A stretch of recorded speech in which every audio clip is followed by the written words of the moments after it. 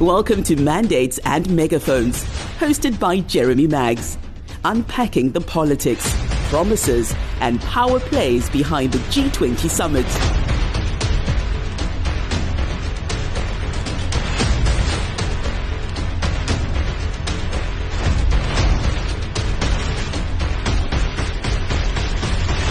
Hello and welcome to Mandates and Megaphones, a new podcast on Moneyweb, brought to you by Standard Bank, where diplomacy meets realpolitik and promises meet potholes.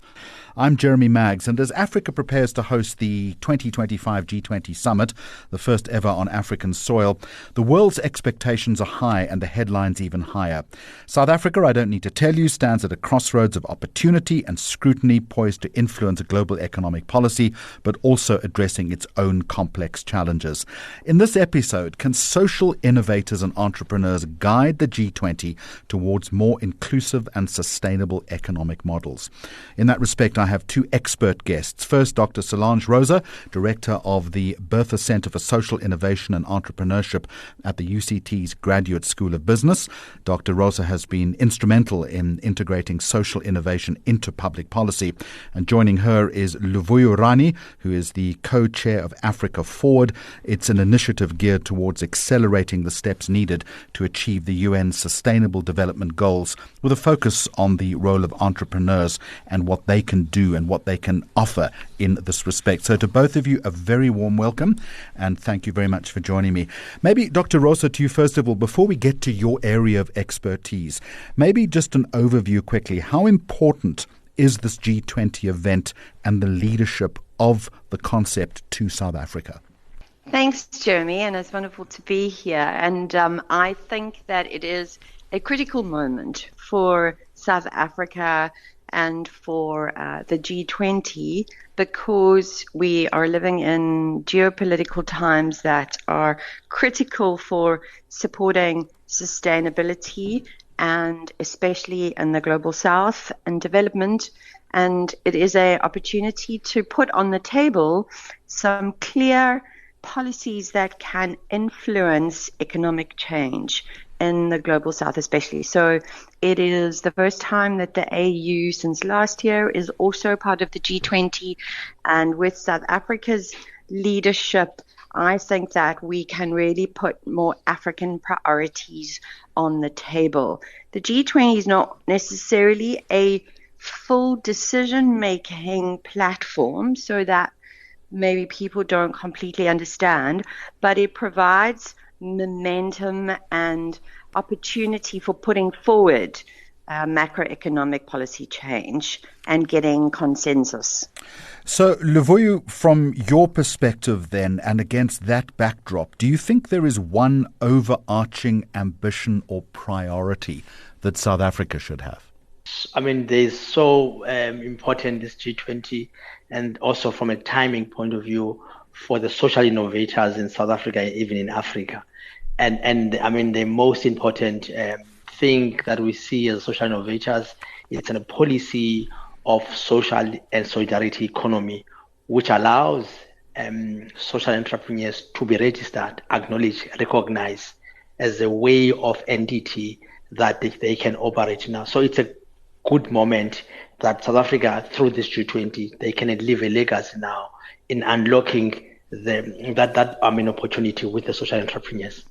So, Solange, it's also about then seizing that opportunity, I imagine, that Luvuyo outlines. You advocate strongly for mainstreaming the so-called social economy into global development frameworks.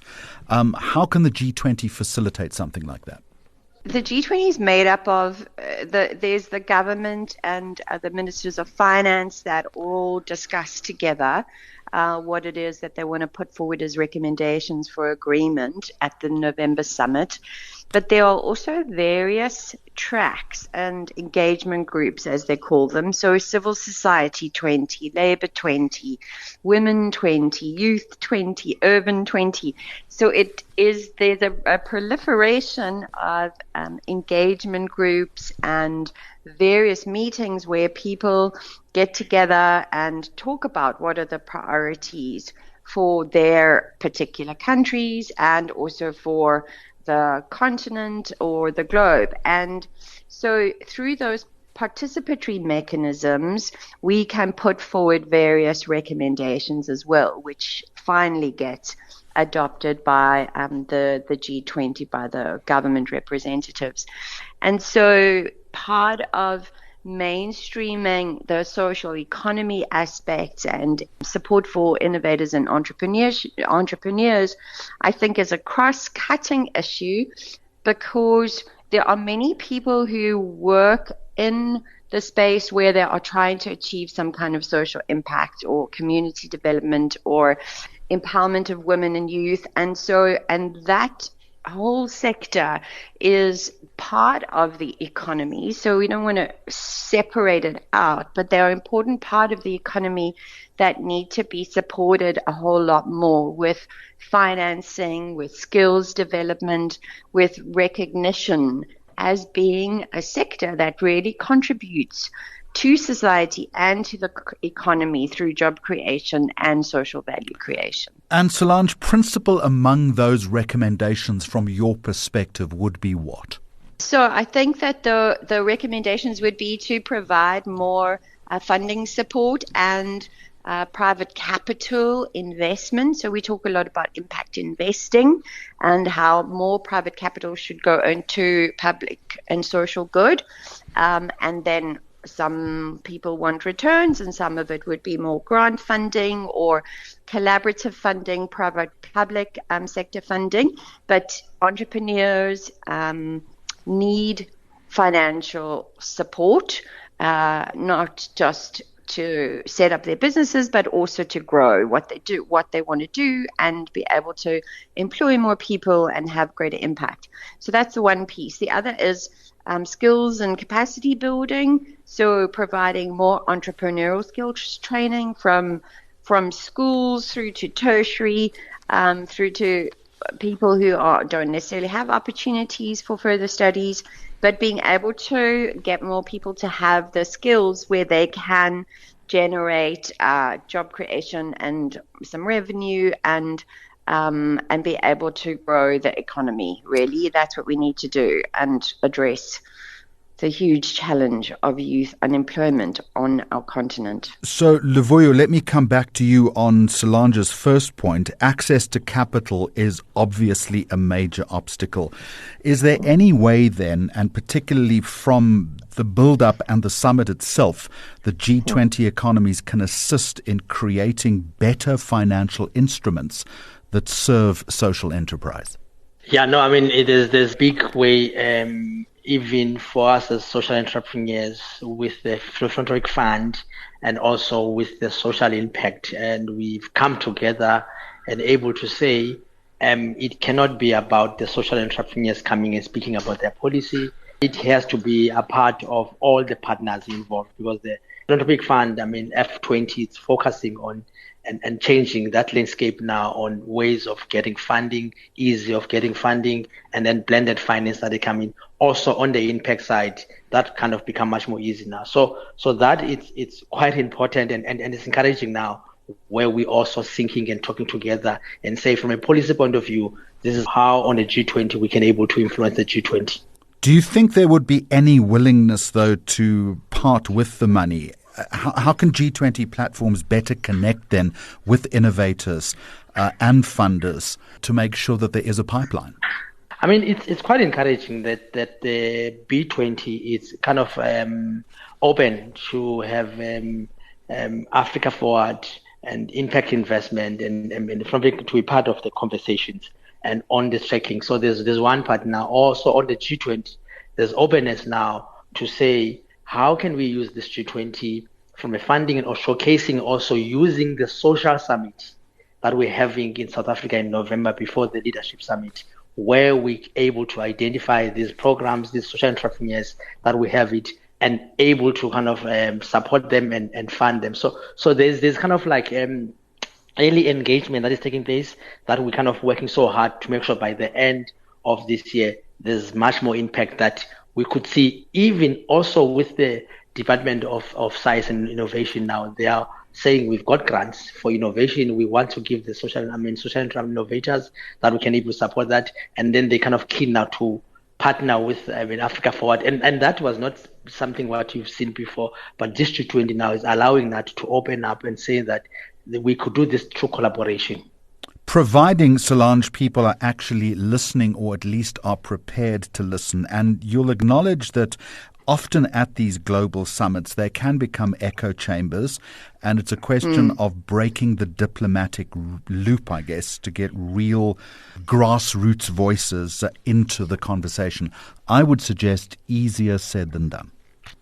Well, so as Livuyo was saying, there's a social summit now, which is part of the G20 convenings at the end of the year. So there's quite a big build up to that social summit, which happens just before the big government summit.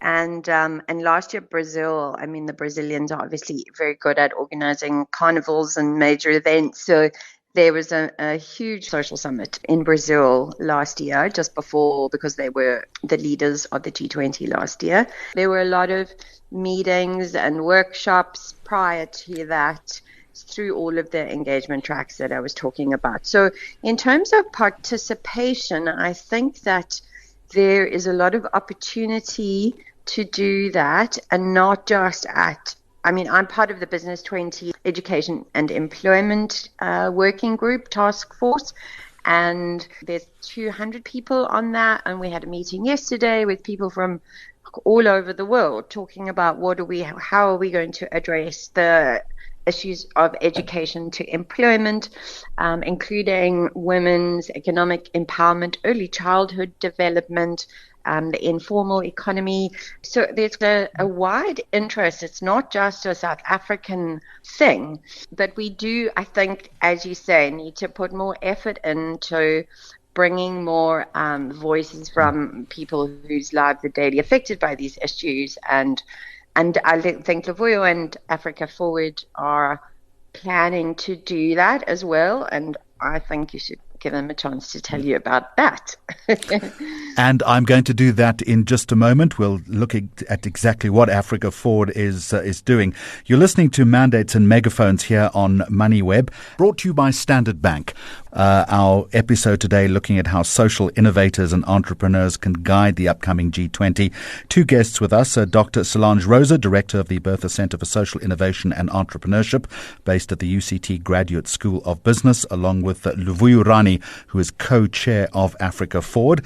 And Livuyo, straight back to you, and give us a sense then of how Africa Forward is both shaping and wants to shape this particular debate.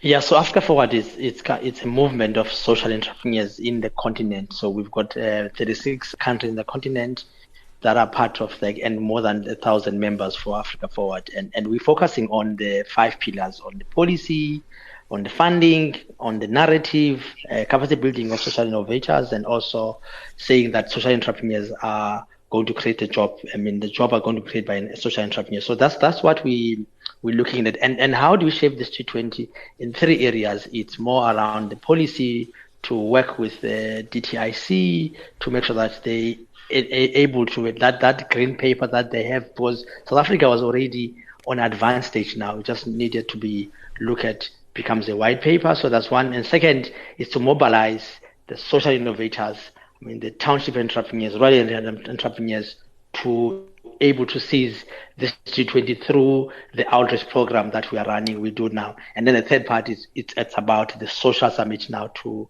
make sure that we've got key people, right people on the discussion, and there's kind of concrete, impactful, and tangible thing that we can do it with on this G20. And Livuyo, I'd come back at you and say all of this sounds very noble, but is there a worry sometimes that social entrepreneurship is seen as a band-aid rather than a system-changing force?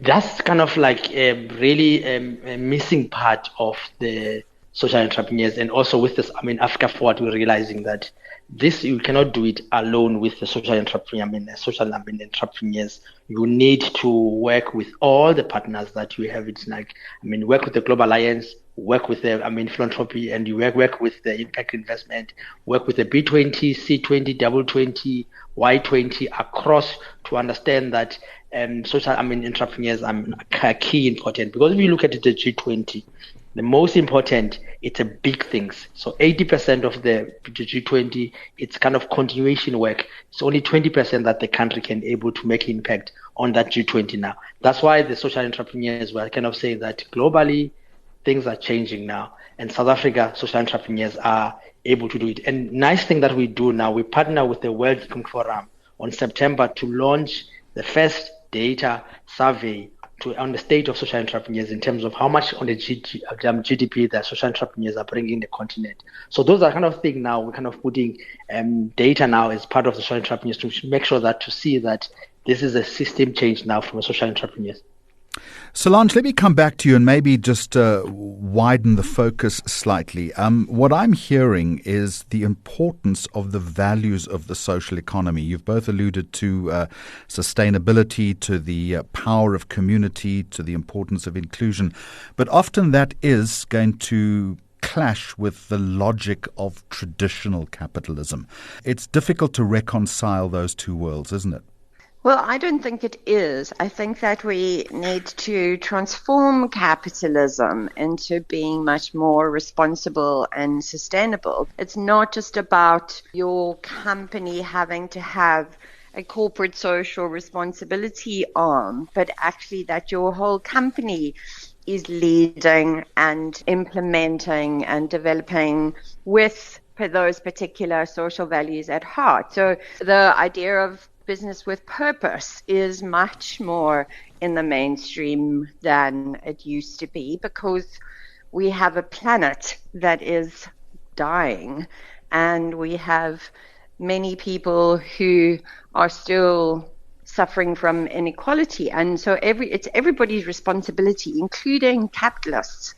So I don't think that it requires capitalism to die, just requires it to transform itself, to think about people and profit and planet. So, Solange, let me stir the pot a little bit here. I wouldn't be doing my job if I didn't. Let me suggest to you that the whole purpose thing is critical, but is there an appetite for purpose in a tight and stressed global economy such as we're experiencing at the moment? I think it has to be, Jeremy. Otherwise, the planet is going to die and there will be no one left.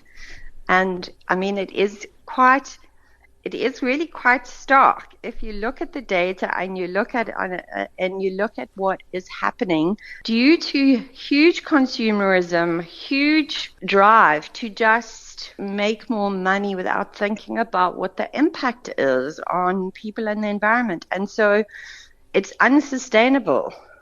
It is. And the way that America is currently pulling out of all sorts of multilateral agreements, and including the Paris Agreement and COP, and not wanting to participate in understanding and trying to change how capitalism is working, and is going to have a huge impact on the world. And so we, through this G20, I think, is an opportunity to be able to go, well, actually we can, if we work together. There's 8 billion people on the planet, and there is enough to go around. We just have to do it differently. And it's not going to change this year. This is like one little moment in time. But Solange, are you worried, given the US's aggressive and changing stance, that this could devalue the currency, the efficacy of the G20? Yes, of course. Everybody is worried about that. But as I say, there are 8 billion people on the planet, and there are, 300 million in America, and I don't know, a quarter of them support what is happening with America. And there are so many more people who are standing up and saying, actually, what you're doing is having a negative impact and on the rest of the world, and you can't just be a big bully. Luvuyurani, maybe you just like to wade in on this as well, and maybe let me ask you this question about the role then that large organizations, that big corporates play in this ecosystem. they should be allies, they should be gatekeepers, but what more do they need to do you think? No, I mean, like it's a conversation we are also having with the B20 that part of the tracking that they have they've got 8 track that they have it, and there's not much on the small business track, and they are saying that it's going to be across all these 8, and small businesses are going to give an opportunity to be there. But the key part in South Africa, even Africa, and as we're saying that this G20 is for Africa, that I do not think so that we are putting much more emphasis on the grassroots entrepreneurs and also social entrepreneurs. So it's not been given much more an opportunity now, even on the Startup 20 from a G20 that is here, from a budgeting, from the resources, and also from the narrative and all, and recommendation that I have to bring it now. So there's need more emphasis on realization that small businesses are playing a most important role. Social innovators, social entrepreneurs are critical because they're on the ground, they deal with the issues. And for those big businesses, it's not about the PR or social responsibility. It's about ways of doing things now.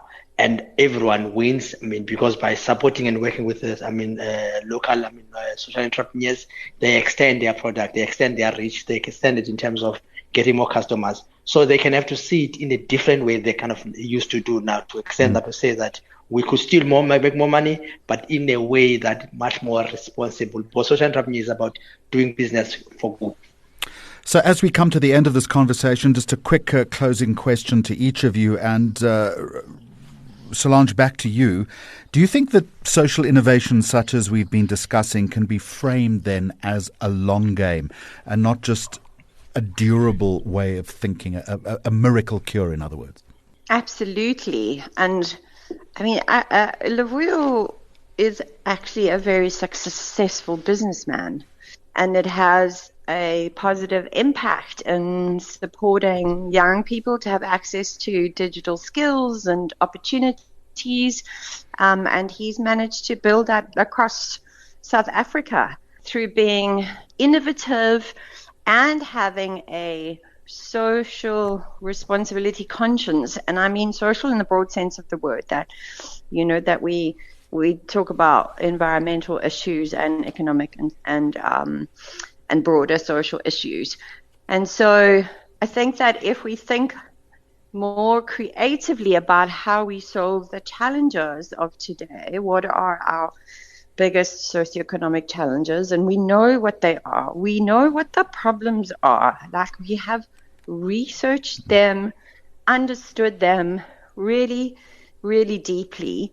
So what we need to do is think more creatively and innovatively about how we solve them, what works and what doesn't. And if something works, how do we do more of that? How do we do it better? How do we scale it, as we call it? That is what I think the purpose of social innovation is, and everybody can be doing it, whether you're in government, whether you're in the private sector, whether you're in civil society or philanthropy. It's just about being creative in solving the problems we all know and recognize really well. So, Luvuyo, I'll give you the final word then. From your own business experience, what's the secret formula here? What's the secret sauce in being creative and innovative and being impactful at the same time?